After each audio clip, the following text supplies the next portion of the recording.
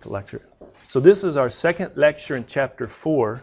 Last time we talked about moments of forces, and you can calculate moments of forces using the scalar method, getting that moment arm distance, which is useful in 2D, but can be a little tricky to get that moment arm distance in 2D sometimes. You can do it very mathematically using cross product. Some people said my calculator allows me to input vectors and do cross products very easily. If that's an approved calculator, fair game. Set it up, do it, show it on your exam, and then use your calculator. Like I've encouraged you also, sometimes there's a algebraic system of equations. Calculators can help you solve them. If it's an approved calculator, know how to use your calculator to the maximum extent. And then also we can basically decompose forces into X and Y components, which then make it very easy to get the moment arms. And so the principle of moments makes it very easy to calculate 2D and sometimes 3D moment calculations. All right, but we were left off last time when we talked about the moment of a force about a specified axis. Everything up to this was moment about a specified point in 2D or 3D. But if this is a vector, and how did the textbook say they were going to represent a vector, the moment vector? They're going to put just like a force vector, but they put a enclosing circle that goes around. I think they color code it blue in the textbook, and then that gives the direction, okay, for the moment. Well, once you get the moment at a point, you can get it through any line that goes through that point or any axis that goes through that point. And what you do is you get the magnitude by, first of all, characterizing that axis. U sub A is a unit vector along that axis. And then if you dot product U sub A with the moment vector, and remember, point O has to be somewhere along that line of axis. Otherwise, this doesn't work. What does that give you? That gives you the projection of that moment vector. So that's the magnitude of the moment along that axis A. That's a magnitude, not a vector. If you now want to express that as a vector, you take that magnitude, multiply it by the unit vector, and you have that component of our moment, which is along axis A, or parallel to along axis A. If you wanted to get the component, sometimes I'll write that like the moment that's parallel to axis A. And if you wanted to get the moment component that's perpendicular to A, not parallel to A, you would just go back and get your original moment that was in 3D at a point around or along that line, and subtract off the component that's parallel. So you can decompose moment vectors. All right. And then we're going to move into couples. So let's press forward. You solve some homework problems, and in the homework problem, there may have used, or you've seen this use of this term, KIP, so far. And so my question for you is that a kilo inch pound? Is that abbreviation KIP for that? Or kilo pound, or kilo impound, or kilo impact, or none of the above?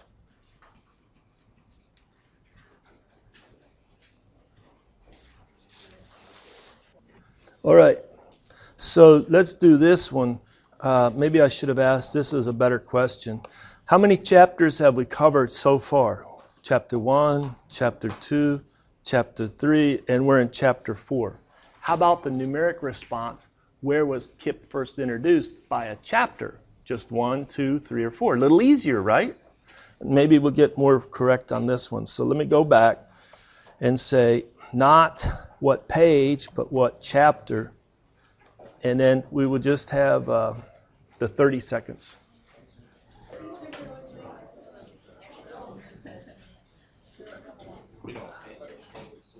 All right, so let's go ahead and see how we did as a class.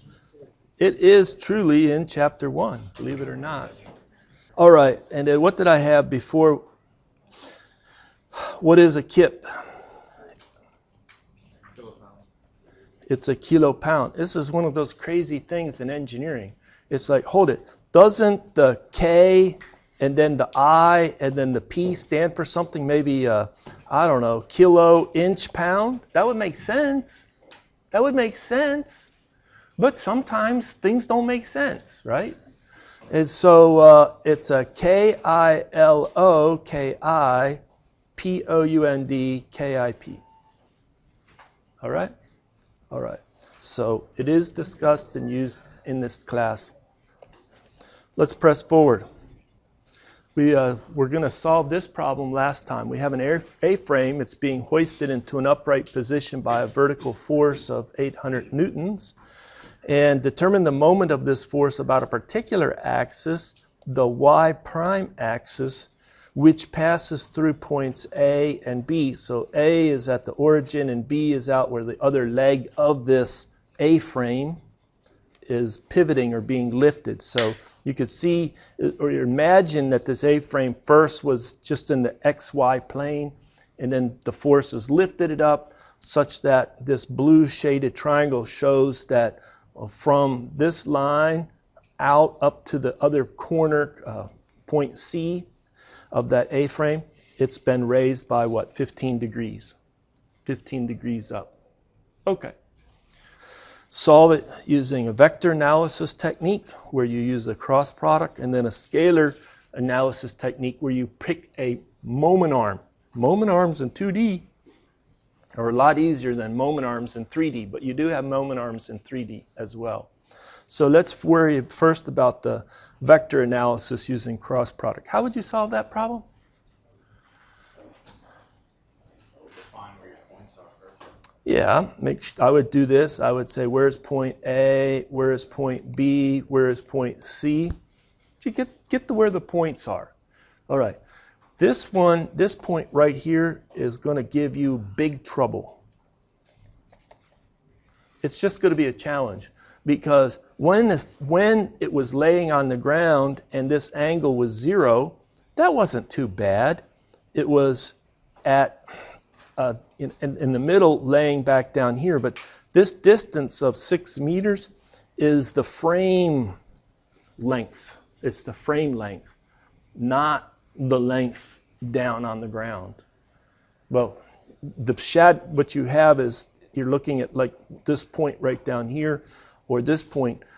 They're not 6 meters back along the x prime axis, because it's been lifted. It's closer to the y prime axis. X prime is not -6, right?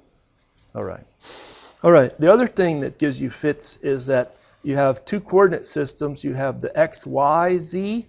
Let me draw that like blue, blue, blue. Or you have the x prime, y prime, z. All right? Are both of these coordinate systems good right-handed coordinate systems? Yes. All right. Could you use either coordinate system to solve this problem, or must you only use the x, y, z coordinate system? You could use the x prime, y prime. Yeah, you could. And so you could work everything. So if you do C in the x prime, y prime coordinate system, it'll be a lot easier. It'll be a lot easier. All right. So you get the locations of those points, and then what you want to do is you want to get an R so that you can first cross it with F. The F vector is pretty easy, is it not? F is equal to how much in the I, how much in the J, and it's 800 in the K, and units of Newton, isn't it? Yes. All right. What is R going to be?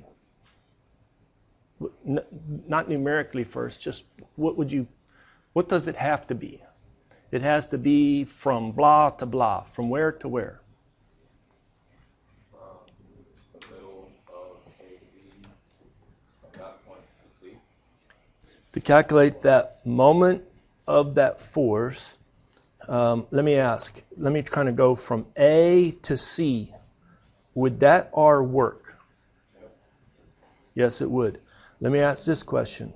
From B to C, would that arm work? Would that distance work? It would work. It would. All right, let me ask another one.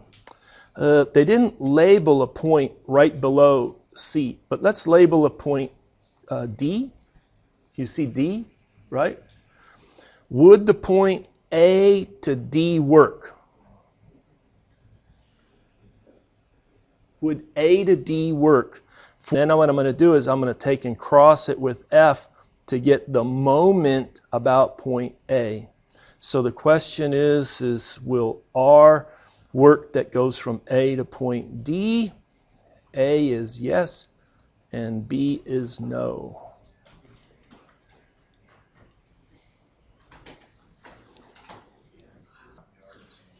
So let's take a look where we're at. It will work. So this really helps us or forces us to say, what exactly can R be? R is not just one unique vector. It can be a bunch of different vectors when calculating this moment of the force, right? So, all right, how about this one? But I thought it was going about the y prime axis, not the point A. Well, first of all, we have two coordinate systems. We said that both of them work. The location of point D will be different numerically in this x prime, y prime, z coordinate system versus x, y, and z coordinate system. Completely agree. But either we pick one, we haven't done it yet, pick one and stay in it, or the other and stay in it. But either if you're in the R from in the prime coordinate system or the unprimed coordinate system, that R from point A to D will work. Does that make sense? All right. How about now from point B to D, will that R work? Multiple choice.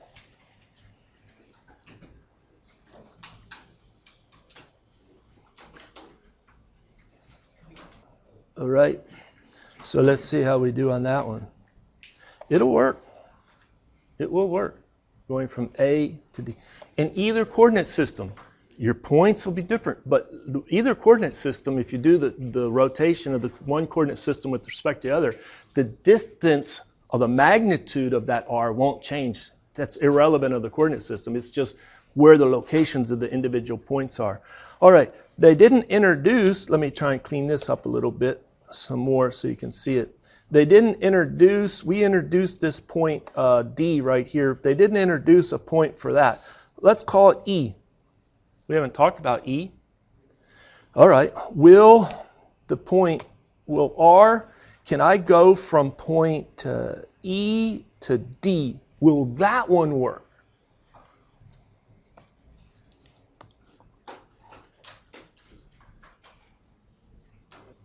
All right. So I'm not certain why 8 people would think that it wouldn't work. Yeah. Now, we have to be careful because will it work for D to E? No, because it's got to start on anywhere along the line of interest, any point along the line of interest, because we're going to need that. We have to, so point A, point E, point B has got to be one of the starting points or anywhere in between.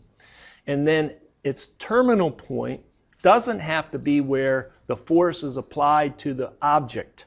In this case, the force is applied to the frame at point C. It can be anywhere along the line of action of the force, making sure that it goes through that point of application. So it could go anywhere along here. That's where it could terminate. True? And then we said we can use either the x prime, y prime, z coordinate system or the x, y, z coordinate system. All of these will work. You just have to be careful. Let me do this one. If I said I would like the displacement vector from E to D, and I would like it in the I prime, J prime, K coordinate system. Can you see what that is? How much do I move in the I prime? Remember, this is the x prime, so this is my little I prime vector. And this is the y prime. This is a little j prime vector. It's a little different than the original x, y, z, right? So what is this number right here? And then what? Let's ask that one first as a numeric response. Numeric. What is that number right there? This line on the bottom of that right triangle, that blue shaded triangle, is aligned with one of the axes, but only one of the axes. Is it aligned with the z? No. Is it aligned with either y prime or y? No. Is it aligned with either x prime or x? Which axis is it aligned with? Are the sides of that triangle the same? Are they both 6 meters? This 6 meters is the hypotenuse Right triangle? of that right triangle. Yeah, the book uses, I know I'm getting it cluttered a little bit. Does that help? Well, is this a right angle? 90 degrees. And that's because this other axis is aligned with the z-axis. Yeah, you need to put in the positive or negative. It's negative. The 30 degrees is a rotation between the x, the y, and the y prime axes. That's what that is. I think I've got too many things on this illustration, don't I? Should I get rid of a few? No. All right, so these blue shaded triangles, when you first look at them in the textbook, they're challenging. And I tried to emphasize last time, when you're faced with one, try to look with which these sides align with. And I talked about that one. So this aligns with the x prime axis. This aligns with the z. Does this one align with any axis, the hypotenuse of that right triangle? Does it align with any axis? No, it doesn't. Not with any prime axis. But they're given the length of it. Is this line right here parallel with the hypotenuse? Yes, and so that's why we know the length of that hypotenuse. And so looking at the x prime right here, you have to go back. And that's unfortunate that that arm seems to have lined up with it. But you have to go back a distance of 6, the hypotenuse, times the... What is it?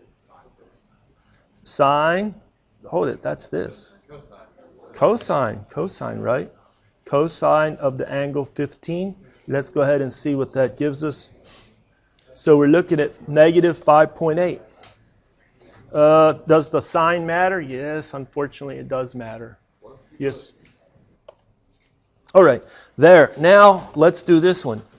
Another numeric. What is the y in the j prime?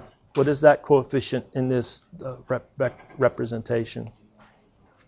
You're going from where? Point E to point D.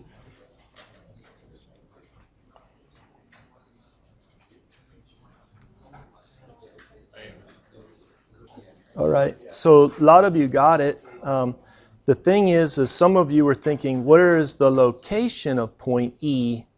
Or where is the location of point D? But really it's this displacement from E to D.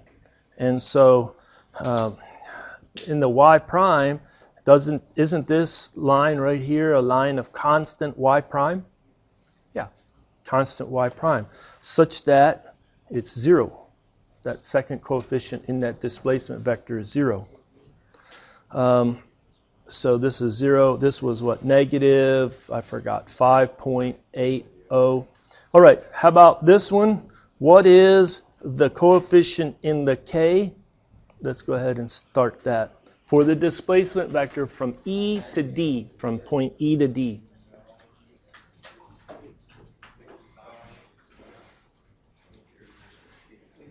All right, I hope everybody was in. 0. Right? It's in the plane, xy plane. Even though the x prime, y prime when rotate a little bit, it's 0. So if you're ready to do a cross product, we would set it up as I, j, k. We would put our easiest to use displacement vector in a coordinate system, which is easiest to use, which would be this e to d in the I prime j prime, so maybe I put a prime there. And so this would be the negative 5.8000, and then our force vector in the I prime j prime, but it's still 0, 0, 800, and take the determinant of that. These are in units of meter. This is in units of newtons, so that I try to write and remind myself the units kind of on the outside of that line. The second line is for the meter, the length, and then the third line is for newton. Can you do this cross product pretty easy? Yeah. So are we going to get anything in the I prime? No. Are we going to get anything in the j prime? Yes. Yes. And are we going to get anything in the k? No. No. So just give me the magnitude of, let me scroll down or just put it over here, something in the j prime in units of Newton meter. Can you please give me that answer to 3 significant digits? You said just the magnitude. All right, so everybody's in, I hope. Let's take a look at our results. Is it a positive or minus sign? Is it important to get it right with the sign? Will the cross product mathematically give us the correct sign? When you do a scalar analysis, you have to use your right-hand rule and get it correct. All right. So why is it a positive 4640 instead of a negative 4640? Yeah, and that when, as I remember this doing it, the coefficient in front of that 2 by 2 when you do the j is a negative on that formula for the cross product. All right. So there you go. So this was 4640 positive. Some people, I think, were talking and they would put their right hand, use their right hand, put their thumb in the positive y prime axis and see if that frame isn't tending to rotate by being lifted in that right direction, correct direction, right? Look back here. If you kind of put the base of your hand and your thumb in this direction for the y prime, and that force is tending to want to lift it, rotate it in the positive sense about the y prime. All right, there is a vector analysis. You can do it so many different ways, it's almost not funny. You can do it in x, y, x prime, y prime. You can go from A to C, from all these displacement vectors. You can do a lot. I encourage you to do a few of them, but they'll be challenging in some coordinates. This was the simplest. We worked a lot to go from E, hey, that point wasn't introduced in the diagram, to D, that point wasn't introduced in the diagram, and in that shifted or rotated coordinate system. Now, how would you do it with a scalar analysis? Using a moment arm. Well, you have to get the moment arm. What is the moment arm?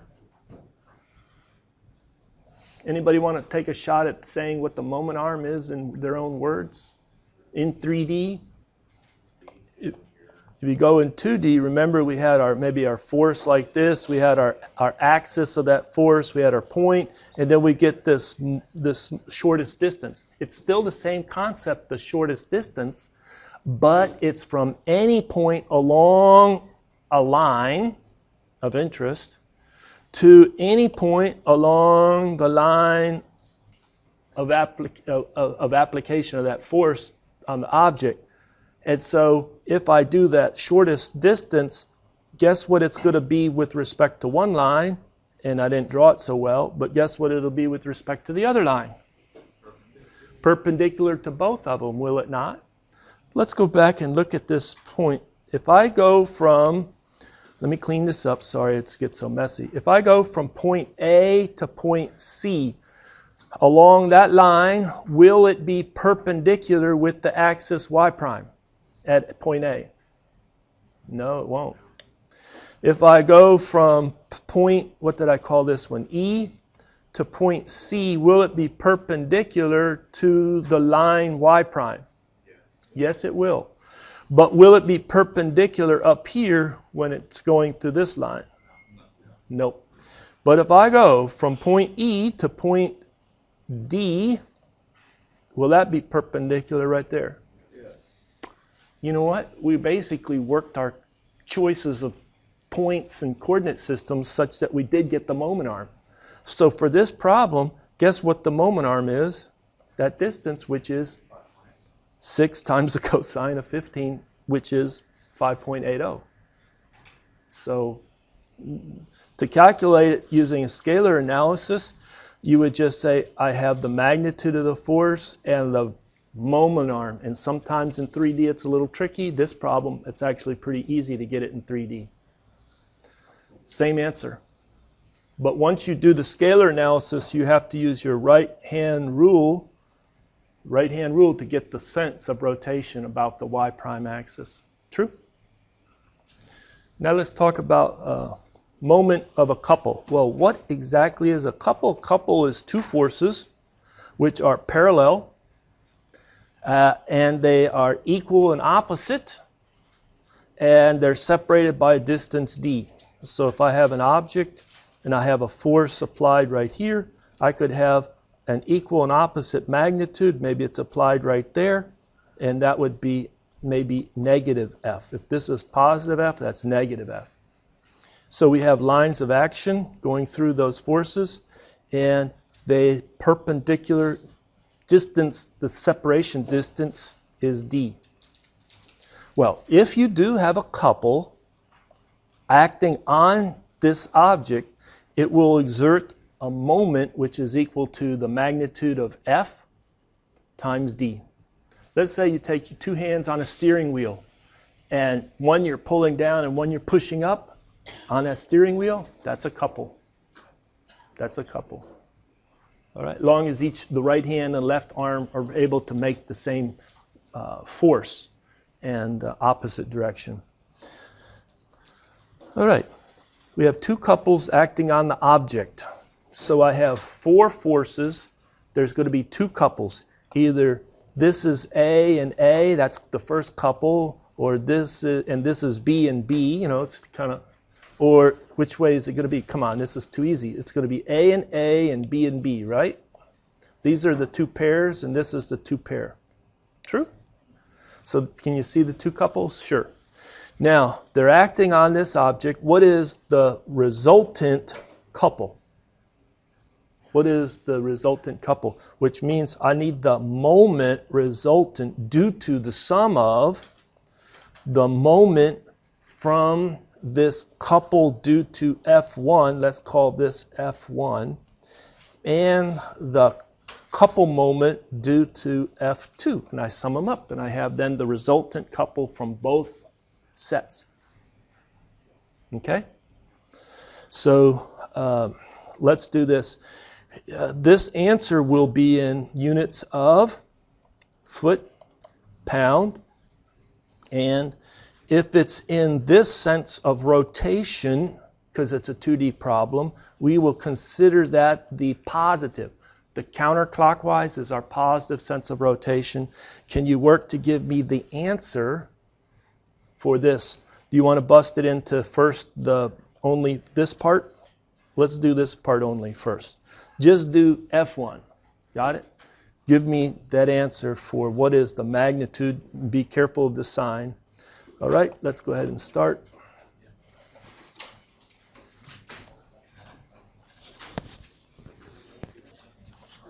All right, let's show the results. That's right, 600 is the right answer. So now we move on to the next one. What is m sub c F2? This is our F2 over here. It's 175 pounds. Can give me that answer to 3 significant digits.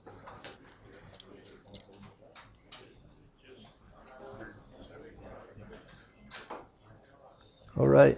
So what we need to, some people may think that this is the right D to put into the formula, but it's not the right D. You need this distance right here, or this distance, or that distance. It's all the same. So this is a right triangle, and this interior angle right here is 60 degrees, or that interior angle is 30 degrees. How did we get that one? First one was 60. Well, you have a line and there's 30 degrees and this is perpendicular, so that's 60 degrees. All right, and then we come out. And so the hypotenuse is 1 foot of that right triangle. And so the right D is going to be 1 foot times the sine of 60 or the cosine of 30. Is there any difference? The sine of 60 or cosine of 30? No, they're the same. True? We are getting to be experts at this. Then we multiply by the 175, and our result comes in at positive 152. Make sense? 175 times 1 times the sine of 60 comes in at 152. And the sense of rotation is positive. Well, then maybe what you did was decompose this force into this component down and that horizontal, and then this component up and that component horizontal, and the two components which interact across each other exert no moment, and then this component and that component, but the math gives you the same. Yep. All right, very good. All right. Then we move into section 4.7 of our textbook. Now what we have is we're able to calculate the consider forces, the moments that they generate, as well as if you have two forces like a couple system, they generate a moment as well. And you can simplify more complex systems that are loading our object. And remember, when you simplify them, that forces act as sliding vectors. So if I have an object here and I have the force applied right there, its line of action goes through here. It really, for the sum of the forces, it could be applied right there, or it could be applied right there, or right there. It's like the effect of that force can be slid anywhere along its line of action through the body, meaning the principle of transmissibility. That's the name they called it. Okay. Also, when you calculate a couple moment, it's called not a sliding vector or a free vector. So if I have right here a couple, let's draw one here, it'll want to generate a moment right there. But if I take the same couple, or let's say I have another couple right here, and they generate the same magnitude of that moment generated by the couple is a free vector. It doesn't have to be, it can roam over my object. It doesn't have to be applied at any particular point. It applies to all points. So please take a look at the textbook about free vectors for the couple moment. All right, so here's a more complex problem in 3D. So our coordinate system X, Y, and Z with the origin labeled. And we have a system, it's shown in this darker reddish or orangish color. A piping system comes out, turns, and then comes out and ends. And then what's applied to it? Well, we have a force F1. It's 300 newtons. By the location or orientation of F1, can you see that it's aligned with the Z-axis? It's just pushing down in the Z. Isn't F1? Okay. And you could tell where it's applied in this system at the location right there. Now, F2 is a little more complex. It's a three-dimensional vector, but here it is. It's that so much in the I, so much in the J, so much in the K. And then F3 is applied at the end. And you can see it's aligned with the y-axis, so it has no component in the x, no component in the z. It's just in the y-axis. We want to replace this three-force system with an equivalent single force and couple moment, which would be applied only at O, at this location O, often described the origin. Okay? So what we want to do is we want to get a resultant force. How do we calculate that? Well, we would calculate the resultant force by adding force 1 plus force 2 plus force 3. You have 3 forces. There's F1, F2, and F3. Now, this force F1 will generate a moment about 0.0. Can you see that?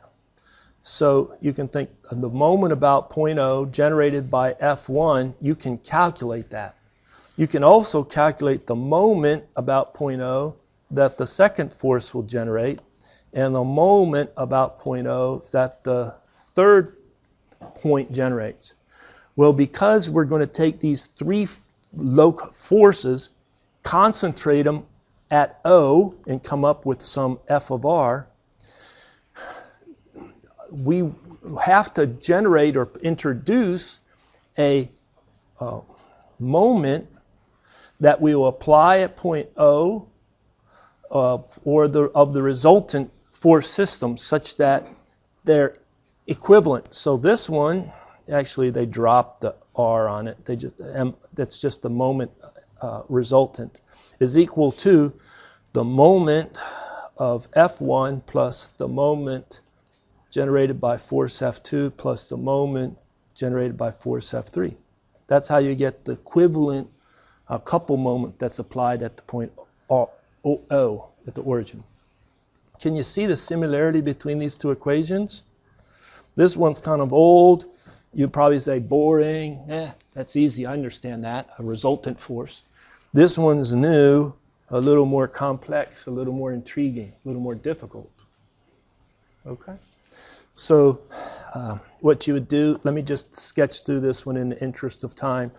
This F1 is going to be nothing in the X, nothing in the Y. It'll just be negative 300 K newtons. True? I have to express every force in a 3D vector. And then I come out here for F3. It'll be nothing in the I. It'll be 200 in the J and nothing in the K. And that'll be my vector in newtons. They already give me this F2 in vector form. So I'd sum them and I would get half the problem solved, F of R.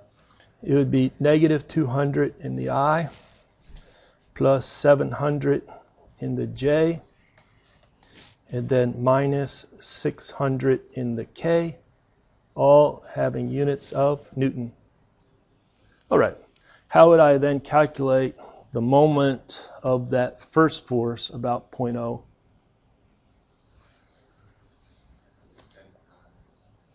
Yeah, I could do the R cross F, and then I get the R, and then I do the cross product. Or I could look for a moment arm in the sense of rotation, which this will be 2 meters times 300 newtons, which is 600 newton meter, that's the magnitude.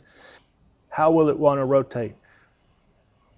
Will it want to rotate around one of the axes? Yeah, so this will be 600 Newton meter, and it'll be in negative in the X or I. Use your right hand rule. And then, no, that's okay. I'm glad you're working through it in your mind. How about F of 2? How about that second force? Well, I think we're pretty well stuck. We better get an R, and we better then do the cross, and let's just calculate it that way. R cross F. You've done a couple of them. I've done a couple of them. What is the appropriate R? Start at O is easy, and go out to this location, which is along the line of application of F2. All right. And then how about for the third? Right here. Let's do this one. Will it have anything in the I? Will it want to rotate around the x-axis? No. All right. Will it want to rotate around the y-axis? No. Okay, so this is a clicker question. Give me the magnitude, plus or minus, is going to be important on the sign, plus the magnitude in the K for this third force in units of Newton meter.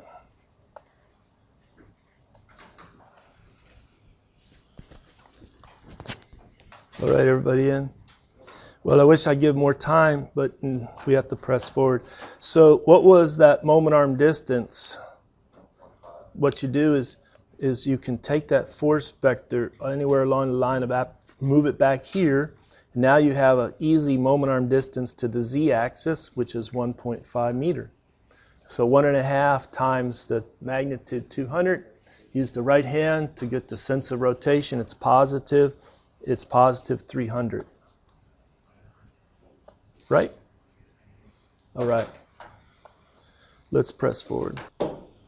Now, this is probably I don't know.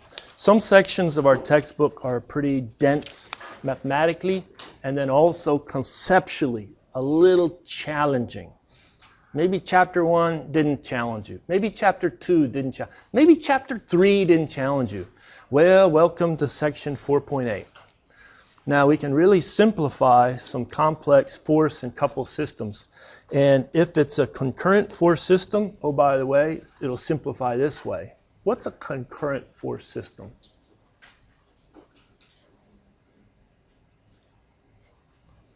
What's the key idea behind the key word concurrent? If you take the lines of actions of all the forces acting on the object, they go through one point. They go through one point. All right, so let's not get into the details. The book does a good job, and I encourage you to read it.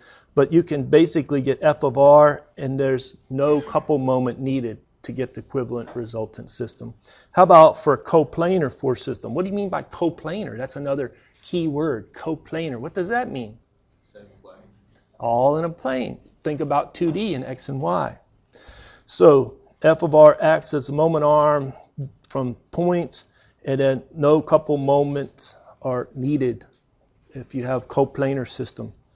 All right, parallel force system. Well, this can be 3D, but what about the forces that are all parallel? They're all in the same line of action or parallel, equal opposite. And then, okay, this is the most complex. Reduction to a wrench or a screw, the terms are used back and forth. Just think about a wrench. All right, how many people have used a screwdriver before, right? You put it on the head, right? And then you twist it. Guess what it's doing? You've got a moment that you're exerting on the head of that screw. Now, if you've ever stripped a screw out by, that unfortunate experience, what do you do to prevent it is you shove that screwdriver in tightly into mating it into when you screw it. That's what we have here. It's a combination of a force plus a moment right there, just like you would do on a screwdriver. And now you can reduce systems to basically a wrench or quote-unquote a screw action on the system. Well, let's just go into a few of these. Here's one. We have 3 forces and we have a couple moment. Let's find our 3 forces. Here's F1, here's F2, here's F3, and we have a couple moment. Where is the couple moment? It's right here. How did that come about? Well, they've already have some abstraction to say that there's something that generates a couple moment, and they put it out here at the tip of my object. All right? Can you see that that couple moment has a magnitude 1200 Newton meter? Does that look good? Does it agree with our sense? Actually, the way it's rotating, they give you the direction of rotation, and so it's rotating in the clockwise direction. All right, so what we want to do is now replace it with a single resultant force and specify where that resultant force acts measured from the location A. Well, where's my location A? There's my location A, right there. So we introduce a coordinate system measured X going out in the positive. So So what we're going to do is we're going to come in with a single force that'll go maybe here or here or here. That is the equivalent loading on this system that replaces the 3 individual forces and that couple moment. You say, this is magic, this is too hard. Well, no, it's not too hard. Let's go through it step by step, but let's make sure we understand what we're trying to do. Let me do this. Let me show you the result. There's the result. This is our original system, 3 forces and a couple moment, and it loads the system. Don't worry about the reactions.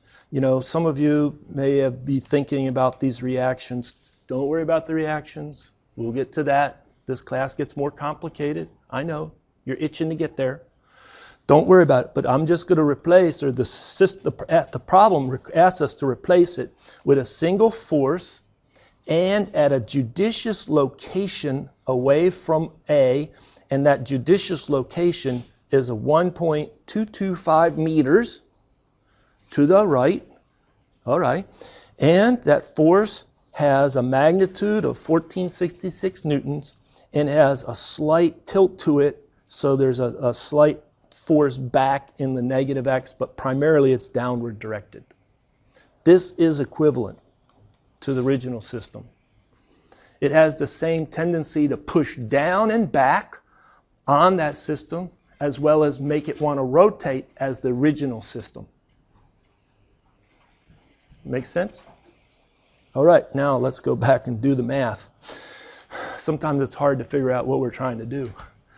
So the force resultant is just simply going to be the addition of the force 1 plus force 2 plus force 3, isn't it? And so it's a little bit of work, but you get this F1 as a vector, and it's just going to have I and J component. And so you decompose this one. Oh, it's going to be pushing to the positive x as well as pushing down. True? You come over here, this one you're going to see, oh, it's pushing to the negative x as well as pushing down. And this one's only pushing down, so there's nothing in the I, everything's in the J. I think this one is all doable.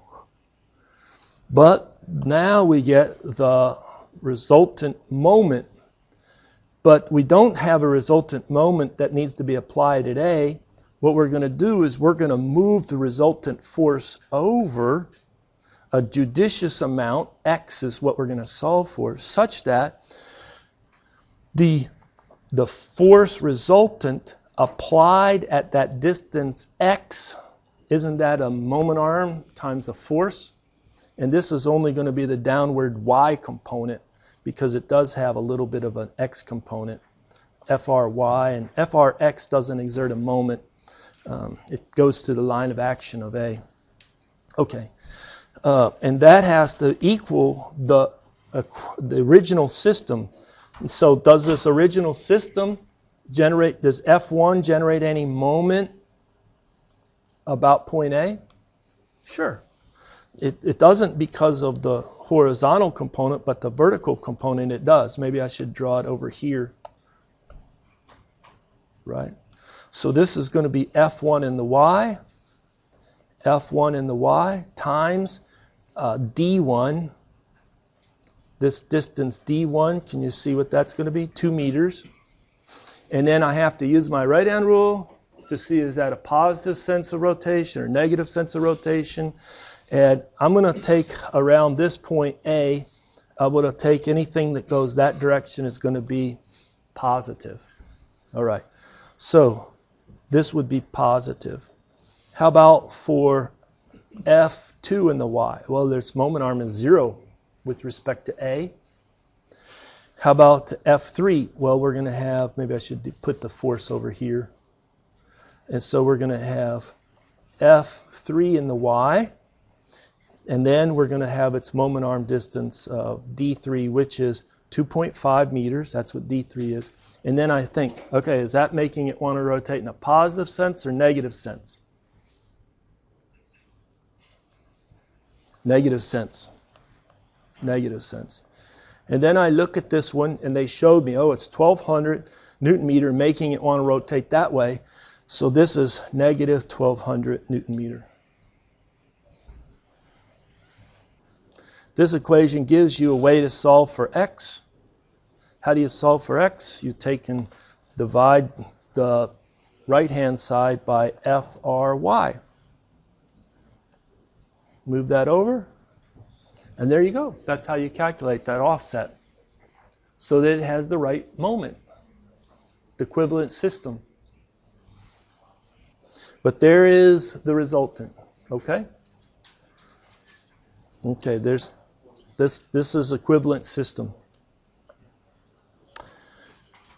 Here's one. Replace the parallel force system with an equivalent force, single equivalent force, and specify its location in the XZ plane. This is the x-axis, there's the y-axis, or z-axis, right? So you're going to find an equivalent system and put it in there. So somebody may say, well, I think it's going to be in this upper corner, and no, somebody else says, I think it's going to be down in this corner. See what we're doing? But when you find the magnitude of the force resultant, that's going to be really easy because all the components are in this, they're all parallel, they're all in the negative j direction, aren't they? So it's just going to be 8 plus 7 plus 5. It's just going to be 20 kilonewtons in the negative j, isn't it? That's all it's going to be. But where do we place it? We have to find the location. We have to find the location x and the location z of that special point. Well, what does that? How do we determine that special point? By considering moments. So, if these three forces are acting on this face of this object, it could push it back as well as make it want to rotate around which two axes are going to be important for us. If it rotates about this x-axis, consider it rotating about the x-axis. What will that allow us to solve for? It will allow us to solve for either x or z. The distance coming from the origin over in the x, or the height going up in z. Z, yeah. And then if you consider the rotation around the y-axis, that will allow you to calculate how far out in the x it goes for that resultant force. How about, let's consider rotation around the y-axis. Well, these forces are all parallel with the y-axis. Do they make the object want to rotate around the y-axis if they're pushing in the y? No. It doesn't make that one rotate. Okay, so you can do it by scalar analysis. I think that's very helpful, and then jump into, if you want to redo it with vector analysis and cross products, you can do that as well. So look at this force, this 8 kilonewtons. If you're rotating around the x-axis, what is that perpendicular distance, that moment arm distance? 0.8. So you're going to want, let me do this one. You're going to want to solve for a z, that special location where you're going to apply the resultant force, times the magnitude of the resultant force, which we just said is 20 kilonewtons. That's equal to the sum of each perpendicular distance d1, let's call this one f1, then this one's f2, and then this one's f3. d1 times f1 plus d2 times f2 plus d3 times f3. So like this is the original system. It makes it want to rotate around the x-axis. This will be the simpler equivalent system with the resultant force. It has the same tendency by picking z sub r. Okay, so this one was 0.8 times 8 kilonewtons. What's the next one, d2? 2.6. times 7 plus this one over here, 1.6 times 5, and then you're going to divide that by the 20 kilonewtons. You're going to be left with an answer for Z where you apply the resultant.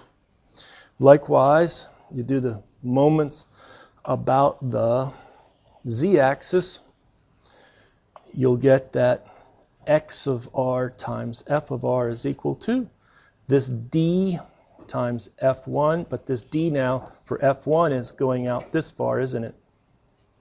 And what is that distance? This 3.6. And then this is 8. And then you'll have d2 times f2 plus d3 times f3. Let's get the d2 times f2.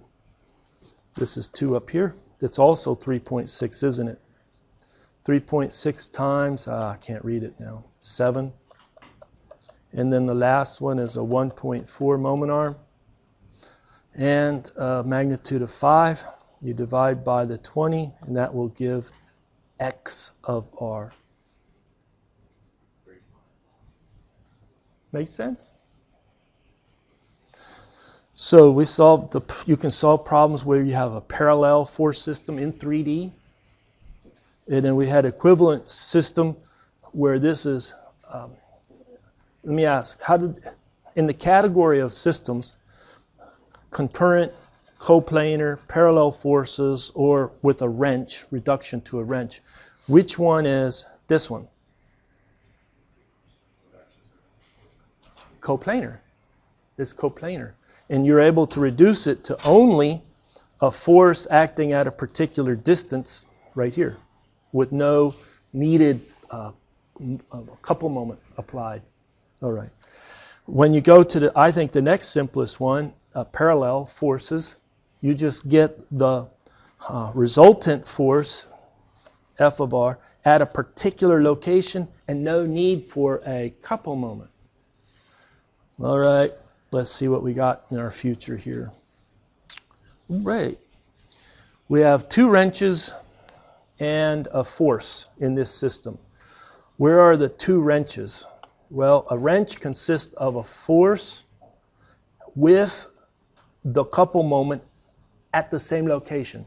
So it's like it's on at the location right here. It's being pulled and twisted, right? That's what's happening at that tip. Right over here, what is this? That's our second wrench. It's being pulled and twisted. All right.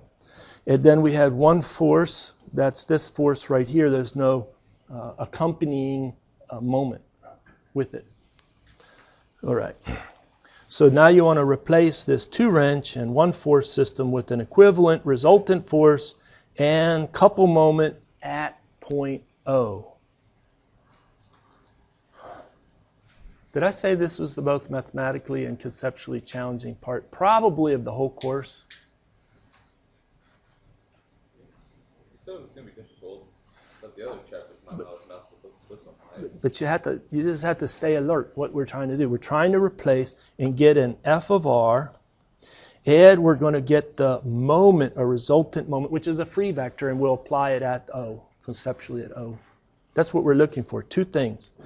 This one will have I, J, K, and it will have units of what? For this F of R? Newtons. And this one will have something I plus something J plus something K. And what will its units be? Newton meter. And so really you just boil down to calculating 6 things. It could be positive or negative. True? How are you going to get, this F of Rx, F of Ry, F of Rz? What's the basic equation to get the F of R? That's all it is. It's going to be, you're going to have, let's call this one our F1 and M1, and this one our F2 and M2, and this is our F3 without an equivalent or accompanying M3. right? And so you just would sum F1 as a vector plus F2 as a vector plus F3 as a vector. Is it that easy? Really? Yeah. All right. Now, what about this moment right here, this resultant moment? Well, I'm going to replace the two moments which are part of the wrenches. So I'm gonna have that equal to M1 plus M2. Those are part of the wrenches, right? And then what do I have to also include is this F1 may want to take on this object and make it want to rotate. So I need to maybe calculate the moment due to force F1. And that resultant needs to account for it. So this would be some moment due to about point O due to F1, and some moment about point O due to F2, and the moment about point O due to F3. See, this force can make it, this force can make it, that force can make a moment of those forces. All of these 5 entities need to be summed to calculate the resultant moment. Because the resultant moment's a free vector, we can say it applies to the origin or the point O. All right. This one is pretty simple. Let me do this. Let me ask you to write down what is M1. I'm going to walk around and check a few. When I get a few correct, I'll proceed. Write down M1. And then we're going to get to... All right. So we'll stop in 4 minutes or so. So let's go ahead and summarize. This one right here is going to be 100 K units of Newton meter. This one, you have to pick off the 2 components, but it'll be the 180 times the sine and then the cosine. The cosine of 45 gets you the positive x component. There's no y component, and the negative z component's 180 times the sine of 45. Now, luckily, the cosine 45, sine of 45 are the same, so that you could have an error there and it wouldn't matter. In units of Newton meter. All right, and then the moment of this force, 300 Newton force, about point O, you can even see it by your hands. It's just going to be the moment arm distance of half a meter times 300 newtons, so it's 150 Newton meter, and it's going to be in the positive I, and that's it, isn't it? Okay, now let me go to the other easy one. Does F3, this is F3, this over here, does it generate any tendency for the object to want to rotate around point O? No, its line of action goes through O, right? And so that's a 0 vector. This one, how are we going to do that one? Well, I'd probably set it up as an I, J, K matrix. And I would get a displacement vector, and I would go from O out to anywhere along the line of application. Now, it's applied here, but it goes through B, doesn't it? And so isn't it 0 in the X, and what is that, 1.1 meters in the J and 0 in the K? And then I have my 3 components of the force, which are its magnitude 200 newtons. That's shorthand, just put it outside. You multiply the whole resultant by that. And then it'll be the cosine of 45 in the I, 0 in the J, and the negative of the sine of 45 in the K. True? And so you get really good at getting displacement vectors, forces in 3D, calculating the cross product to get that moment of that force. All right, let me show you the result. So you'll get a resultant force due to the sum of those 3 components. And then you'll get the moment, resultant moment, that's a free vector, but you think about applying it at the origin. Thank you very much for your attention. We'll pick up there and continue.